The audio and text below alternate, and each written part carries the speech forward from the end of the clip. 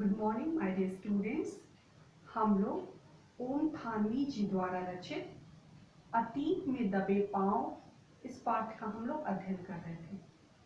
अभी तक हम लोगों ने पढ़ा कि लेखक बताते हैं कि जब पर्यटक स्थल से, पर्यटक भवन से निकल करके जब सर्पीली पगडंडी से होते हुए वहाँ पर बौद्ध जो स्तूप था वहाँ पर जब लोग पहुँचे तो वहाँ का जो लैंडस्केप था, जो भूदृश्य था, वह बहुत ही सुंदर था। उसकी सुंदरता को शब्दों के द्वारा अभिव्यक्त नहीं किया जा सकता। इसलिए लेखक बताते हैं कि जब आप स्वतः अपनी आंखों से देखते हैं तो वो उसका जो सौंदर्य होता है वो अलग प्रकार का होता है, और जब आप कहीं पुस्तकों में उसका अध्ययन करते हैं या फिर आप चित्रों के द्वारा उसका अध्ययन करते हैं तो उसका जो सौंदर्य होता है वह अलग बात होती है। ठीक इसी को स्पष्ट करते हुए लेखक बताते हैं कि जैसे आप कहीं की यात्रा कर रहे हो, कहीं भी धार्मिक स्थान, ऐतिहासिक स्थल, किसी भी स्थान की अगर आप यात्रा कर रहे हो तो अपने पैर पे चलना और जो है दूसरे के कानों से सुनकर दूसरे के पैरों पर चलना, दोनों में अंतर होता है। ये दोनों जो सौंदर्य होता है पूर्णतः जो होता है भिन्न भिन्न होता है। तो इसी के बाद इसी के दृश्य को आगे बढ़ाते हुए कहते हैं बाकी सब चीज क्या है, एकदम कदम ताल के बराबर है और कुछ नहीं होता। जैसे कदम ताल होता है कि कोई आपको कहे कि आप स्वतः उस जगह पे जाएं या कि किसी कथना केवल उसको दिखावा करें, तो बस दोनों में वही अंतर होता है। मौसम सर्दी का था लेकिन दोपहरी की धूप बड़ी कड़ी थी। लेकिन बताते हैं कि जब वहां पर पहुंचे तो मौसम यद्यपि सर्दी का मौसम था लेकिन जो धूप थी बहुत ही कड़क थी। धूप मानो सारे आलम को एक फीके रंग में रंगने की कोशिश कर रही थी। धूप सौंदर्य तो था लेकिन साथ साथ धूप की वजह से जो सारा जो वहाँ का दृश्य था वो धूमिल सा पड़ रहा था, स्पष्ट रूप से देखने में नहीं दिखाई, जो है स्पष्ट रूप से परिलक्षित नहीं हो पा रहा था। यह इलाका राजस्थान से काफी मिलता जुलता है। लेखक बताते हैं कि मोहनजोदड़ो का जो वह स्थान था, जिस स्थान की बात वो कर रहे हैं, बताते हैं वहाँ का जो दृश्य था वो राजस्थान से काफी कुछ मिलता जुलता है। यहाँ रेत के टीले नहीं हैं, खेतों का हरापन यहाँ है। बताते हैं कि ये रेत के जो टीले, जो छोटे छोटे टीले मिले हैं, मुर्दों के टीले जिसको बोलते हैं, वो टीले तो मानव निर्मित जो टीले हैं वो टीले तो नहीं है, लेकिन ये हरापन जो है रेत के टीले मतलब बालू के बने हुए टीले तो नहीं है राजस्थान में, लेकिन यहाँ पे जो है हरापन जो है विद्यमान है। लेकिन बाकी सब कुछ वही है, यानी खुला आकाश, सूना परिवेश, धूल बबूल और अतिरिक्त ठंडी, ज्यादा गर्मी, ज्यादा ठंडी नहीं थी और अतिरिक्त ठंडी, ज्यादा गर्मी, इस प्रकार जो वहाँ का मौसम था। यहाँ की धूप का मिजाज कुछ अलग था। बताते हैं कि यहाँ का धूप और राजस्थान की धूप में थोड़ा सा अंतर है। वह इस प्रकार है कि राजस्थान की धूप जो होती है वो पारदर्शी होती है। पारदर्शी मतलब आर पार स्पष्ट रूप से दिखाई देता है। सिंध प्रांत की बात बताते हैं कि यहाँ की धूप जो होती है वो चौंधियाने वाली होती है। मतलब आप जब देखेंगे तो आपको सामने का जो दृश्य है वो स्पष्ट रूप से दिखाई नहीं देगा। तो तस्वीर खींचते समय आप कैमरे में जरूरी पुर्जे न घुमाएं तो ऐसा जान पड़ेगा जैसे दृश्यों के रंग उड़े हुए हैं। बताते हैं कि जब फोटोग्राफी की जाती है, जब वहाँ पे लोग फोटो खींचते हैं तो वहाँ पर जो तकनीकी रूप से जो एक्सपर्ट्स होते हैं वो कैमरों को चेंज करके उसका जो व्यू लेने के लिए अगर अच्छे ढंग से उसको ना चेंज करे तो वह दृश्य जो है अच्छे से नहीं आएगा। क्या है, वो धुंधला सा दृश्य जो है वो दिखाई देगा। इसलिए वहां पर जो फोटो खींचते समय कैमरे का जो यंत्र होता है उसको थोड़ा चेंज इधर उधर करना पड़ता है। पर इससे यह फायदा अवश्य हुआ, हमें हर दृश्य पर नजरें दोबारा फिरानी पड़ती। कहते कि देखो बताते इसका एक फायदा भी यह हुआ कि अगर आसानी से धूप सामान्य होती तो हम आसानी से उस दृश्य को देख लेते और समझ लेते, लेकिन चूंकि उस दृश्य को धूप चौंधियाने वाली थी तो एक ही दृश्य को एक बार नहीं कई बार उसी दृश्य को देखना पड़ा, तो वो दृश्य क्या था, जहन में पूरी तरह से अच्छे से बस गया। इस तरह बार बार निहारने से दृश्य जहन में ऐसे ठहरते हैं मानो तस्वीर देखकर भी उनकी याद ताजा करने की कभी जरूरत ही ना पड़े। बताते हैं कि एक ही दृश्य को बार बार देखने से ऐसा वो दिमाग में, जहन में इस प्रकार बैठ गया कि कभी दोबारा अगर कोई कहे तो दोबारा पिक्चर देखने की आवश्यकता नहीं है। उसके विषय में पूरा डिटेल, पूरा जो व्याख्या है, वृत्तांत जो है वो बताया जा सकता है कि वह यात्रा वृत्तांत कैसी थी, किस प्रकार के दृश्य थे, वो सारी चीजें। स्तूप वाला चबूतरा। स्तूप वाला चबूतरा मोहनजोदड़ो के सबसे खास हिस्से के एक छोर पर स्थित है। बता दें, मोहनजोदड़ो का जो क्षेत्र है उसमें एक किनारे जो सबसे खास हिस्सा है वो स्तूप के रूप में जाना जाता है।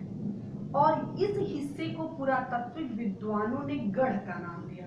और उस स्थान को, मोहनजोदड़ो में स्थित इस स्थान का नाम क्या दिया गया? जो विद्वान लोग हैं, पुरातत्ववेत्ता लोग हैं, उसे गढ़ का नाम दिए।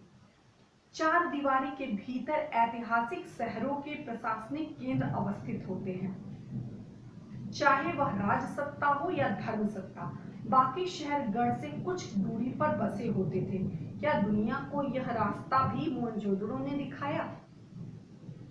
लेखक बताते हैं कि जो सबसे महत्वपूर्ण स्थान था, जो कि मोहनजोदड़ो का सबसे खास हिस्सा कहा जा रहा था, स्तूप वाला भाग, वह एक छोर पर स्थित था और इसको लोग गढ़ के नाम से जानते हैं। तो जितने भी प्रशासनिक कार्य, शासन से संबंधित, विधान से संबंधित जो भी कार्य होते थे, उसी चहर दीवारी मतलब चारों दीवारी के भीतर, यानी उसी गढ़ नामक स्थान पर किए जाते थे।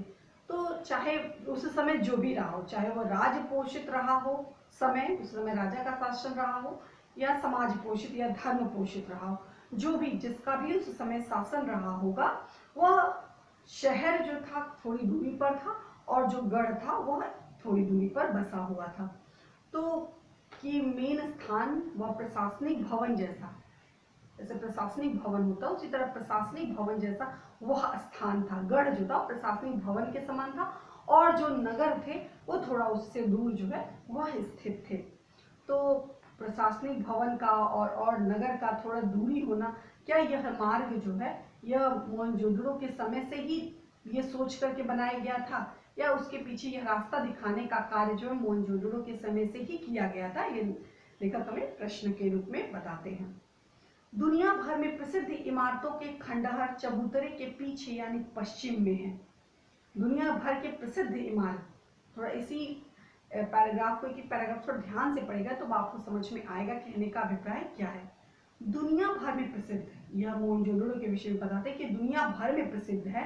और यह जो खंडहर मतलब उसके जो प्राप्त अवशेष हैं, चबूतरे मतलब चारों ओर जो उसारा जैसे जिसको बोलते हैं, कि वह खंडहर के पीछे, जो मोहनजोदड़ो में प्राप्त खंडहर है उसके पीछे यानी पश्चिम में है।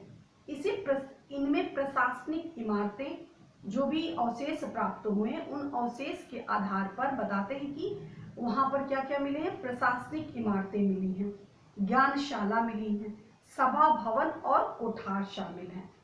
तो जो अवशेष मिला है उस अवशेष के आधार पर पता चलता है कि उसमें प्रशासनिक भवन रहे होंगे, ज्ञानशाला रही होंगी, इमारतें रही होंगी, कोठार इत्यादि रहे होंगे। वह अनुष्ठानिक महाकुंड भी इनमें शामिल है। जो अवशेष मिले हैं उनमें एक अनुष्ठानिक महाकुंड मतलब बड़ा सा एक कुंड मिला है जिसमें कोई भी अनुष्ठान, कोई भी धार्मिक अनुष्ठान इत्यादि होता था तो वहां पर किया जाता था, जो सिंधु घाटी सभ्यता के अद्वितीय वास्तु कौशल को प्रमाणित करने के लिए अकेला ही काफी है। बताते हैं कि जो अवशेष प्राप्त हुए हैं तो केवल और अवशेष को आप छोड़ दीजिए, केवल महाकुंड को ही ले लीजिए। तो महाकुंड जो है वास्तुकला का कौशल मतलब भवन निर्माण की जो कुशलता होती है, जो योग्यता होती है, वह पूर्ण करने के लिए महज महाकुंड का जो महाकुंड जो बना है, जिस तरीके से बनाया गया है, वह अपने आप में ही बहुत बड़ा है। महाकुंड का सौंदर्य देखने मात्र से ही वह सब उसका उत्कृष्ट योगदान जो है अपने आप को अन्य सभ्यताओं की तुलना में रखने में सक्षम है। कहने का मतलब केवल अगर हम एक महाकुंड का उदाहरण दें तो अपने आप में ही कि वह वास्तुकला का सर्वोत्कृष्ट नमूना के रूप में जाना जाता है। ऐसे अनगिनत चीजें मिली हैं। प्रशासनिक भवन बता दिया, कोठार बता दिया, स्नानागार बता दिया, बहुत सी चीजें मिली हैं। लेकिन केवल महाकुंड की अगर हम बात करें जिसमें धार्मिक अनुष्ठान इत्यादि होते रहे होंगे, वो अपने आप में जो है अद्वितीय है, ऐसा कोई नहीं दूसरा नहीं होगा। दरअसल यहाँ यही एक निर्माण है जो अपने मूल स्वरूप के काफी नजदीक बचा रहा है। बताते हैं कि जो धार्मिक जिस अनुष्ठान की बात कर रहे हैं, अनुष्ठानिक महाकुंड की बात कर रहे हैं, कहते हैं कि इसका जो मूल स्वरूप मतलब और जो थे वो सभ्यता के भेंट, कुछ तो सभ्यता के भेंट चढ़ गए और कुछ के साथ ऐसा हुआ कि मतलब प्रकृति में परिवर्तन हुआ। प्रकृति में परिवर्तन होने के कारण वो उसका जो रूप था वो रूप बदल गया। लेकिन जो यह महाकुंड था, यह महाकुंड अपने जो मूल स्वरूप था, यानी जो इसका अवशेष मिला है वो मूल स्वरूप से लगभग मिलता जुलता है। तो इस आधार पर कहा जाता है कि यह जो है अपने मूल स्वरूप से बचा समान जो है बना हुआ है। बाकी इमारतें तो इतनी उजड़ी हुई हैं कि बराबर चीजों और कल्पना के जोड़ से ही उनके उपयोग का अंदाजा भर लगाया जा सकता है। बताते हैं कि और जो चीजें हैं मतलब जो कुंड की बात करते हैं, कहते हैं यह अपने मूल स्वरूप में अभी भी लगभग अपने मूल स्वरूप में मिली है। लेकिन और जो चीजों के अवशेष मिले हैं, खंडहरों के अवशेष मिले हैं, जो भी खंडहर इत्यादि मिले हैं, तो उस खंडहर के दृश्य को देख करके ऐसा जो सामान मिले हैं और जो दृश्य मिले, उन दृश्यों को केवल कल्पना के आधार पे कि यह ऐसा रहा होगा, उस समय ऐसा होता रहा होगा। एग्जैक्टली हम तार्किक रूप से 100% श्योर नहीं कह सकते कि हाँ ये चीज यहीं पर था, लेकिन यह मूल स्वरूप जो है लगभग बना हुआ, तो उसके इस आधार पर लोग कल्पना करते हैं।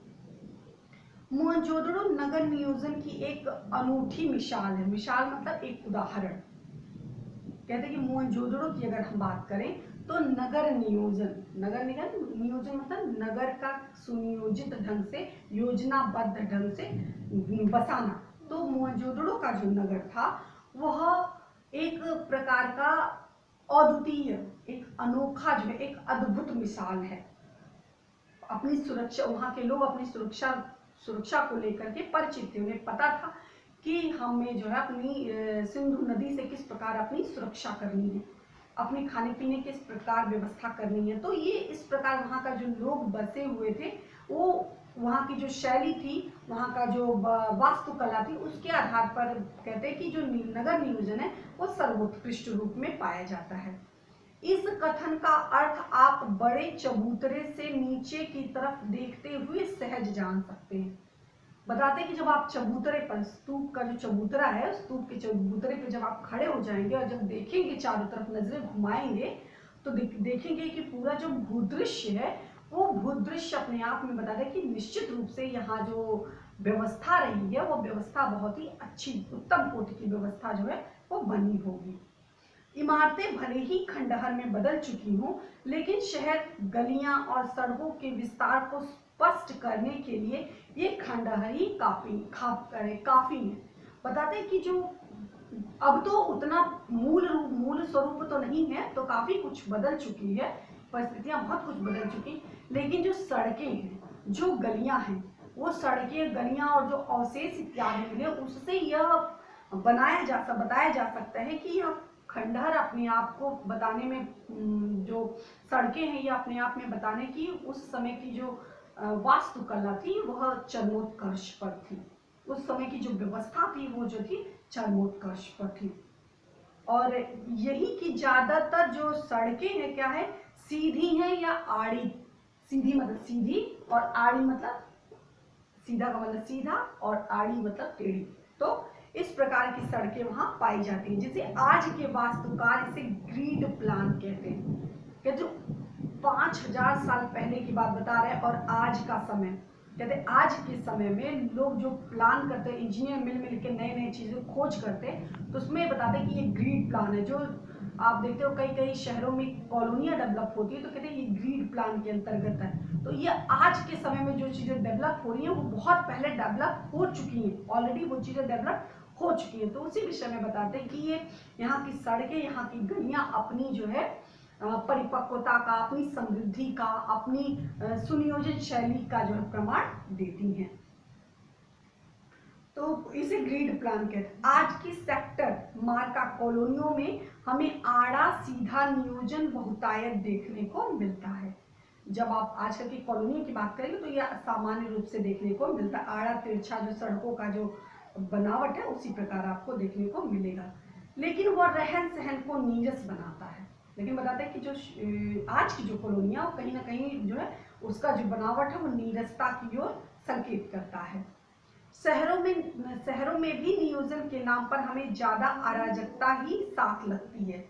ब्रिसीलिया या चंडीगढ़ और इस्लामाबाद ग्रिड शैली के अनुसार बसाए गए शहर हैं, जो अच्छे शहरों में माने जाते हैं, जो ग्रिड शैली के अनुरूप बसाए गए, जिनके उदाहरण स्वरूप लेकर बताते हैं कि ब्रासीलिया या चंडीगढ़ और इस्लामाबाद ग्रिड शैली के अनुसार बसाए गए शहर के रूप में माने जाते हैं, जो आधुनिक नगर नियोजन के उपयुक्त प्रतिमान माने प्रतिमान का मतलब एक मानक, जो ग्रिड शैली के मानक को पूर्ण करते हुए जिन शहरों को बसाया गया उनमें ये शहर जो है महत्वपूर्ण रूप से जाने जाते हैं। तो यह उदाहरण देने में उपयुक्त है, किंतु उनकी बनावट शहर के खुद विकसित होने का कितना अवकाश छोड़ती है, इस पर पुरातत्वविदों में बहुत ही मतभेद है कि यह स्वतः बनी है। ये जो शहर, जिन शहरों को बताते हैं कि एक स्टैंडर्ड, एक विकसित शहर के रूप में, डेवलप्ड सिटी के रूप में इनको बनाया गया, तो यह स्वतः से विकसित हुई या अभी भी विकसित होने का कितना इसमें स्पेस है, क्या अभी भी विकसित हो रही हैं या ऑलरेडी विकसित हो चुकी हैं, या इनको बसाया गया। तो इस पे विषय में विद्वानों में हमें अभी भी मतभेद बना हुआ है। लोग एप्रोप्रिएट मानते हैं, कुछ लोग इसको एप्रोप्रिएट नहीं मानते। तो आज के समय में जो अच्छे शहरों में, महानगर की श्रेणी में या अच्छे उच्च कोटि के ग्रिड शैली में माने जाते हैं, तो उसमें भी लोगों की अभी जो है एक रुचि जो है, एक बात नहीं है, अभी भी लोगों में भ्रम जो है वो बना हुआ है। लेकिन यह कई सौ साल पहले की बात है, जो चीजें हमें हमारे सामने देखने को मिलती हैं। तो मोहनजोदड़ो की साक्षर सभ्यता एक सुसंस्कृत समाज की स्थापना थी। बताते हैं ऐसा नहीं कि वहां के लोग केवल वास्तुकला से ही परिचित थे, वास्तुकला की ही मतलब उनकी जो वास्तुकला थी वही उत्तम कोटि थी, ऐसी बात नहीं है। वहां के लोग साक्षर भी थे, साक्षर के साथ साथ सभ्य भी थे, संस्कृति का भी, उनको अपनी सभ्यता का, संस्कृति का भी भान था। परंतु उसमें वास्तुकला और नगर नियोजन की आखिर कितनी भूमिका थी।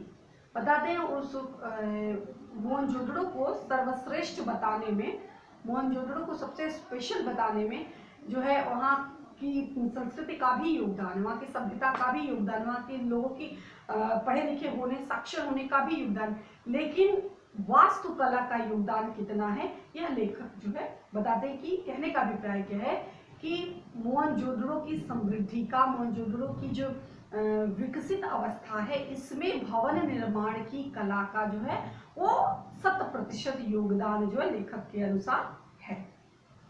तो स्तूप वाले चबूतरे के पीछे बताता है, जिस स्तूप की बात करते हैं, जिस स्तूप से जो प्रशासनिक भवन की बात करते हैं, उस स्तूप के पास अगर आप जाइए तो उस स्तूप के पीछे क्या है, स्तूप क्या है, स्तूप है, स्तूप के पीछे देखेंगे तो वहां पर गढ़ है, गढ़ जिसको पुरातात्विक लोग गढ़ का नाम दिए।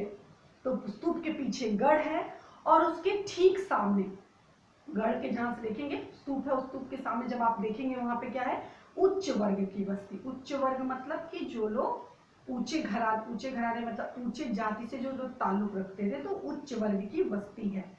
उसके पीछे 5 किलोमीटर तक सिंधु नदी बहती है, और बस्ती के पीछे वहां देखेंगे तो नदी जो है वो बहती हुई दिखाई देती है।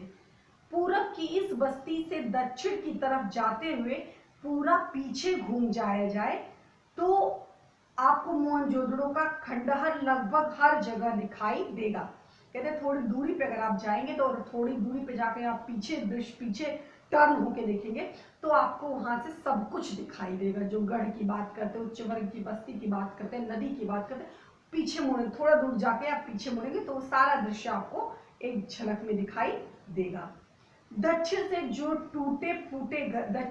टूटे फूटे घर हैं वह कामगारों की बस्ती हैं।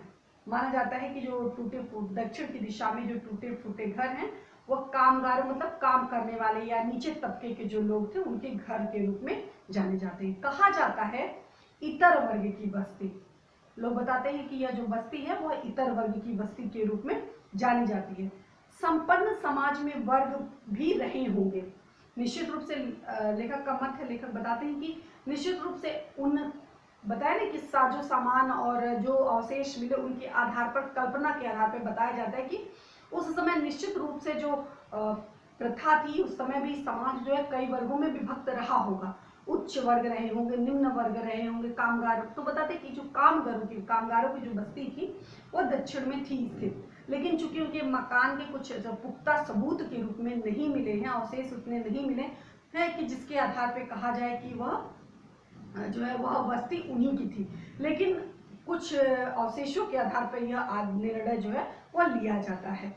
तो बताते हैं कि कहा जाता है इतर वर्ग की बस्ती, संपन्न समाज में भी वर्ग भी रहे होंगे। निश्चित रूप से संपन्न समाज था तो संपन्न था, तो उसका जो एक अपोजिट जो था वो विपन्न रूप में यानी जो निम्न वर्ग की बस्ती के रूप में रहे होंगे। लेकिन क्या निम्न वर्ग उस समय नहीं था?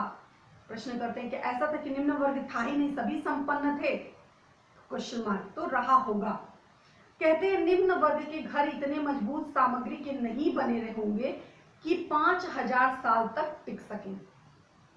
बताते हैं कि हो सकता है निम्न वर्ग का जो सबूत या अवशेष इतने नहीं मिल पाए जिनके आधार पर स्पष्ट रूप से इस बात को माना जाए या तार्किक रूप से वैज्ञानिक रूप से इसको आधार प्रदान किया जाए, तो उसके पीछे कारण बताते हैं कि हो सकता है जो निम्न वर्ग के लोग हों, उनकी जो बस्तियां हों, उनकी बस्तियां जो है वह कच्ची ईंटों के आधार पर बनी हो, तो विकास होने के साथ साथ या प्राकृतिक परिवर्तन होने के साथ साथ उसका जो वजूद हो, वजूद कहीं ना कहीं मिट्टी में मिल गया हो, समाप्त हो गया हो, जिसकी वजह से उसके अवशेष जो है वो प्रॉपर या उचित रूप से प्राप्त नहीं हो पाए हैं।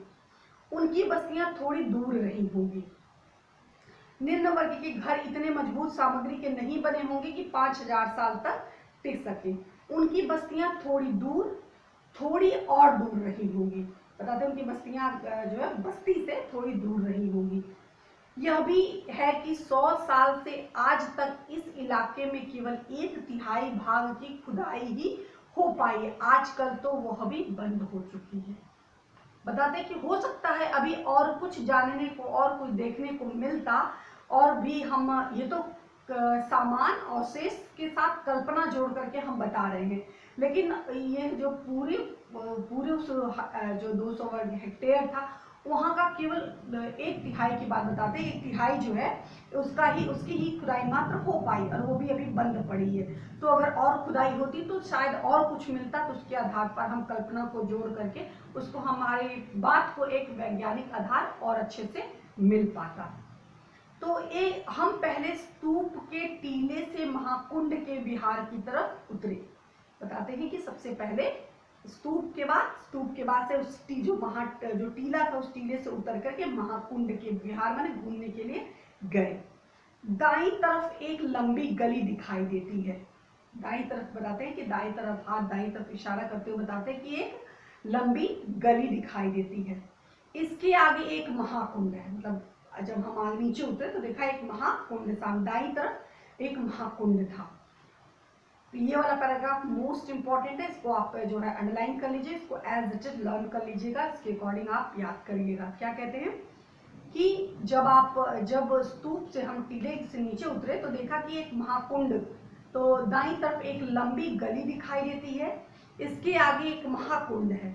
पता नहीं यह सायास है या संयोग। सायास मतलब प्रयत्न के साथ बनाया गया, सायास का मतलब प्रयत्न सही, मतलब उस महाकुंड का जो निर्माण है प्रयत्न के साथ बनाया गया या अपने आप ही प्रकृति निर्मित वो सारी चीजें हैं, या संयोग कि इस सभ्यता के प्रबंधकों ने उस गली का नाम दैव मार्ग, बताते हैं जो गली जिस गली से होकर के आए, तो जिस गली के आगे जो महाकुंड था तो उस गली को बताते हैं कि पता नहीं वो लोगों ने बनाया था या अपने आप बना था, तो उसका नाम ही लोगों ने क्या रख दिया था, दैव मार्ग, डिविनिटी स्ट्रीट रखा है। समझा जाता है कि उस सभ्यता में सामूहिक स्नान किसी धार्मिक अनुष्ठान का अंग होता था।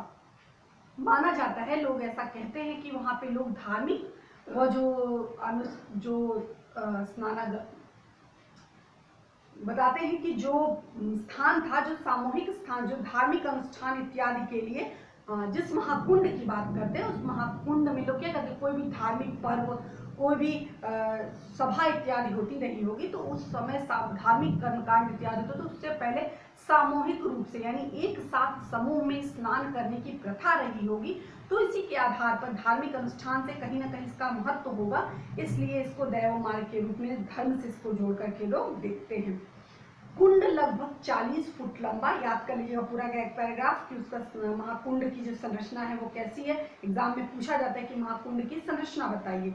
तो कुंड लगभग 40 फुट लंबा और 25 फुट चौड़ा है, लंबाई और चौड़ाई। अगर गहराई जो की जाए तो 60 फुट है। तो क्या है, 25 फुट जो है 25 फुट लंबा और जो है 40 फुट लंबा और 25 फुट चौड़ा, और गहराई इसकी क्या है, 60 फुट। कुंड में उत्तर और दक्षिण के दोनों तरफ सीढ़ियां उतरती हैं। जहां बताया कुंड में उत्तर और दक्षिण की दिशा में सीढ़ियां हैं। इसके 3 तरफ साधुओं के कमरे बने हुए हैं। उत्तर में 2 पंक्तियों में 8 स्नानाघर हैं। इसमें किसी का द्वार दूसरे स्नानाघर के सामने नहीं खुलता। मतलब ये मान लीजिए 2 दरवाजे, ऐसा नहीं इसका सामने इधर, इसका सामने इधर, तो कैसे होगा, ऐसे होगा, इसका दरवाजा इधर से खुलेगा और इसका दरवाजा इधर, कोई एक दूसरे के सामने जो है नहीं खुलता। तो उसका भी एक विशेष महत्व रहा होगा।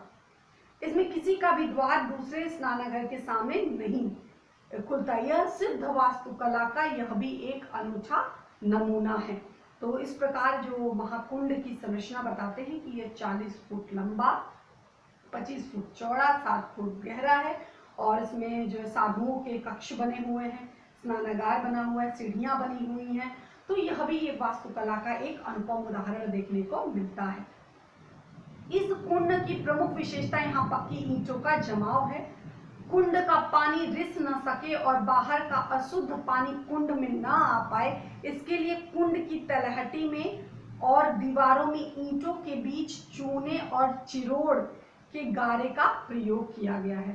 बता दें कि वहाँ के लोग पहले कितने प्रतिभा संपन्न रहे होंगे, कितना अग्र सोची रहे होंगे, पहले ही इस चीज को सोच लिया कि जो महाकुंड है, धार्मिक अनुष्ठान इत्यादि होते, तो गंदा पानी जो यहाँ पर ना आ सके और यहाँ के जो पानी गंदा हो वो किस प्रकार बाहर जाए, इसका जो है प्रॉपर प्रबंध जो है वहां पर पहले से ही किया जा चुका है। तो बताते हैं कि कुंड का पानी रिस न सके और बाहर का अशुद्ध पानी कुंड में ना आ पाए, इसके लिए कुंड की तलहटी मतलब निचला हिस्सा जो था उसकी दीवारों में, निचले हिस्से को जो दीवार है, चारों साइड जो दीवार है, उसमें ईंटों के बीच, जो ईंट के बीच में जो गैपिंग होती है, उसमें क्या करते थे कि चूने और चिरोड़, चूने से उसको चूने और चिरोड़ जो एक प्रकार का पदार्थ होता है कि गारे का प्रयोग किया, जैसे सीमेंट इत्यादि से करते हैं, तो चूने और चिरोड़ से उसको कवर किया जाता है। पार्श्व की दीवारों के साथ ही दूसरी दीवारें खड़ी की गई हैं, मतलब एक बगल की दीवार, उसके बगल में दूसरी दीवार, जिनसे सफेद डामर का प्रयोग किया गया है। इसमें बनाने की दीवार को बनाने के सफेद जो है डामर का प्रयोग किया गया है। कुंड में पानी भरने के लिए एक तरफ कुआं है, दोहरे घेरे वाला अकेला कुआं, इसे भी कुंड के अनुष्ठानिक या पवित्र होने का प्रमाण माना जा सकता है। और कुंड से पानी को बाहर निकलने के लिए नालियां बनी हुई हैं। इसकी विशेषता यह है कि ये भी पक्की ईंटों से बनी हुई और ढकी हुई हैं। बताते हैं स्नान जो कुंड है, कुंड के समीप में भी एक कुआं है, जो कुआं क्या है, दोहरी, जो उसका घेरा है वो दोहरी, जो उसकी चौड़ाई, इसको दोहरी रूप में क्या कहते हैं इसको, कि इस कुएं की जो व्यवस्था है दोहरे घेरे वाला, मतलब जो कुआं का घेरा है और उसके नीचे एक दोहरे घेरे वाला कुआं है। इससे ऐसा माना जाता है कि जो कुंड में पानी भरने का प्रयोग जो है इसी कुएं से किया जाता रहा होगा, इसीलिए जो बहुत ही महत्वपूर्ण है, कहीं ना कहीं धार्मिक अनुष्ठान से उसको जोड़ करके देखा जाता है। पक्की और दूसरी बात यह कि जो महाकुंड से पानी निकलने की व्यवस्था है, वो भी नालियों की व्यवस्था, एक उचित रूप से नाली की व्यवस्था की गई है, और नालियां कैसी, प्रॉपर अच्छे रूप से ढकी हुई नालियों की व्यवस्था है। आजकल के जो हम कितने डेवलप्ड हो, कितने जो विकासशील से विकसित अवस्था में होने जा रहे हैं, लेकिन क्या है आज भी बहुत स्थानों पर जो नालियां जो खुली हुई नालियां देखने को मिलती है। अच्छे से अच्छे महानगरों में भी देखने को इस प्रकार मिलता है, लेकिन यहाँ क्या है जो भी नालियां हैं वो नालियां पूरी तरह से ढकी हुई देखने को मिलती हैं। पकी और समरूप आकार की धूसर ईंटें तो सिंधु घाटी सभ्यता की विशिष्ट पहचान मानी ही गई हैं। साथ ही ढकी हुई नालियों का उल्लेख भी इतिहासकार और पुरातत्व विज्ञान जोर देकर कहते हैं कि मतलब उस जमाने में भी ढकी हुई नालियां देखने को मिलती हैं। पानी निकासी की ऐसी सुव्यवस्था बंदोबस्त इससे पहले किसी भी इतिहास में कहीं देखने को नहीं मिलता कि पानी किस प्रकार आएगा, पानी की किस प्रकार निकासी होगी। उस समय के लोग कितने जो है आगे के विषय में सोचने वाले थे और कितने जो थे एक्सपर्ट थे, इसका जो अच्छा खासा उदाहरण देखने को मिलता है। महाकुंड के बाद हमने गढ़ की परिक्रमा की। कुंड के दूसरी तरफ एक विशाल कोठार बना हुआ था। बताते हैं कि कुंड देखा, कुंड के बाद गढ़ की परिक्रमा की और उसके कुंड के दूसरी तरफ एक विशाल कोठार है। कर के रूप में प्राप्त अनाज को शायद यहाँ जमा किया जाता रहा होगा। बताते हैं कि जो स्नानागार है, स्नान के बाद गढ़ की हमने परिक्रमा की और उसके बाद उसमें देखा कि पास में ही एक विशाल कोठार था। कोठार मतलब अन्न भंडार जैसा, गांव में इसको बखार की भी संज्ञा देते हैं कि वह स्थान जहां पर अन्न इत्यादि को इकट्ठा कलेक्ट किया जाता रहा होगा। इसके निर्माण विशेष रूप की चौकियों और हवादारी को देखकर ऐसा अनुमान लगाया जा गया कि यहाँ 9 चौकियों की 3 पंक्तियां हैं। उत्तर में एक गली बनी हुई है जहां बैलगाड़ी का जिनके प्रयोग का प्रमाण मिले ढुलाई के लिए प्रयोग होता होगा। ठीक उसी प्रकार कोठार हड़प्पा में भी मिला है। तो बताते हैं कोठार का जो स्वरूप कैसा है, उस स्वरूप को आप अच्छे से पढ़ लीजिएगा और उसको याद कर लीजिएगा। कोठार का स्वरूप कैसा है, 3 चौकियों का जो बना हुआ कोठार है वो अपने आप में बहुत ही वास्तुकला का एक अद्भुत नमूना है। और उसके साथ साथ जो बैलगाड़ियों के का भी कुछ अवशेष मिला है, बैलगाड़ियों मतलब जो चक्के इत्यादि का अवशेष मिला, उस आधार पर ऐसा कहा जाता है कि वहां पर ढुलाई इत्यादि का काम जो है किया जाता रहा होगा। और ऐसा ही बखार जैसा मतलब कोठार मिला है मोहनजोदड़ो में, वैसा ही सेम कोठार आपको हड़प्पा में भी देखने को मिलता है। तो अब तो जग जाहिर है कि सिंधु सभ्यता के दौर में व्यापार ही नहीं उन्नत खेती भी होती थी। यदि ये तो स्पष्ट रूप से जग जाहिर है, मतलब वहाँ की व्यवस्था को देख करके पता चलता है कि वहाँ के लोग जो संपन्न थे। खाने इत्यादि की भी जो व्यवस्था थी, खेती बाड़ी की जो व्यवस्था थी, वो भी बहुत ही उचित ढंग से किया करते थे। तो चलिए यहाँ तक की स्टोरी आप पढ़िएगा, यहाँ तक का जो यात्रा वृत्तांत लेख है इसको आप पढ़िएगा। नेक्स्ट डे हम लोग इसके आगे का अध्ययन करेंगे। सो आई होप आप लोग को समझ में आ रहा होगा। तो उसके विषय में थोड़ा आप और जो गूगल इत्यादि पे जा करके नेट इत्यादि का सोर्स का सहायता लेकर के आप आगे का अध्ययन कर सकते हैं। और नेक्स्ट डे हम लोग इसके आगे की स्टोरी पढ़ेंगे। धन्यवाद।